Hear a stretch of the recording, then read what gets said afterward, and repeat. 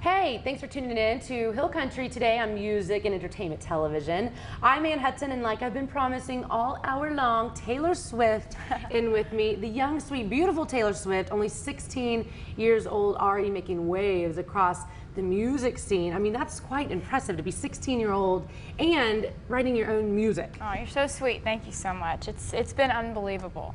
Well, when did you start? I mean, how does one create so many wonderful songs? I mean, I was reading you've already written over 150 songs, and I mean, getting humongous airtime with Tim McGraw, in case Taylor Swift, Tim McGraw, which we're gonna play the video for you here in a minute. But what inspired you for this song? Well, obviously Tim McGraw, but I don't know, at 16, it's such a young age, so. Well, I started out singing and stuff and dragging my parents to festivals and fairs and karaoke contests when I was like 10. Yeah. And that's what I did. I grew up in Pennsylvania in a place called Reading, which is right between the coal mines and the Amish country, which so there's a lot to do. But, you know, just started singing everywhere I possibly could. Did that for about a year until I came to Nashville for the first time.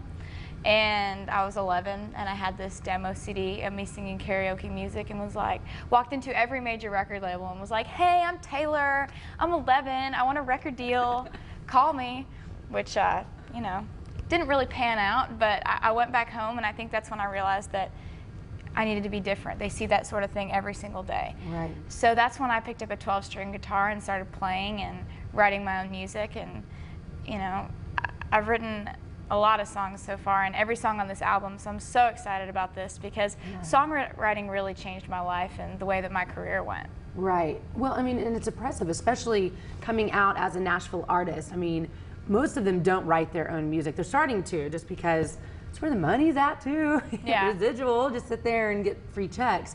But let's talk about the Tim McGraw song. This is the one that's going to hit the top 20 this week, which is so impressive, especially at 16. I mean, you're probably going to run into comparisons like LeAnn Rimes, I imagine. Do you get that at all, just from her young career going up? And do you, I don't know, is that a direction you'd want your career to go? I think initially people make a comparison because of the age.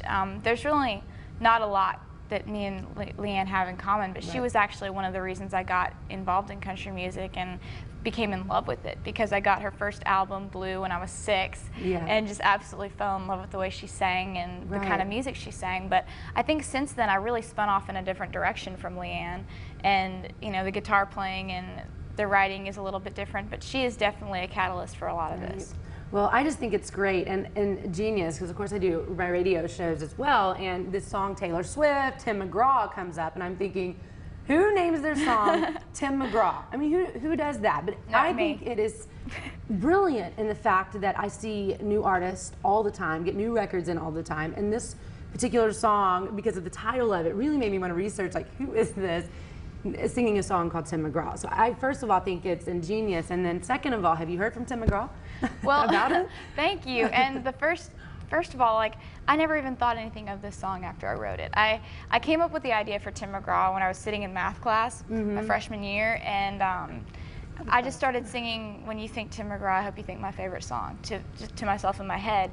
And during that period of time, I had gotten a publishing deal when I was 14 and had started writing every day. After school, I would go in downtown and I would write, and I would come home at 9 p.m. and do my homework and go to bed.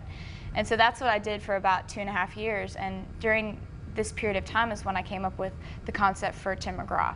And after school, I went in and wrote the song in 15 minutes on piano. And you know, I think I applied it to the situation I was in which I was dating a guy who was going off to college, and you know, I knew that we were going to break up, and just thinking about all the things that I knew would remind him of me. And I never played it for anybody for about 3 months, and I didn't demo it. I didn't do anything with this song until on just kind of an off chance, I played it for the president of my record label, and he looked at me and was like, "Well, that's your first single." I'm like, there you go. I guess that's how they do it. But you know, and about Tim McGraw, I haven't ever like talked to him or anything, but my agent went and played the song for him for the first time, because it's Tim's agent too. Played it for him in the bus, and the first thing he said was, "Man, I gotta go play this for Faith." And he went and he played it for her, and he came back and he was like, "Man, we both love this song, but I don't feel like I deserve it. I'm not George Jones, I'm not a legend, and I Wow. thought that was really cool and really humble. Really cool. That is cool. Well, we're going to play Taylor Swift's song for you right now, Tim McGraw. And you're going to stick around, play live for us? Love to. I would love it. Thank you. And child prodigy right here. I love it. You have to look out for Taylor Swift because, well, you're going to hear about her right now in her video.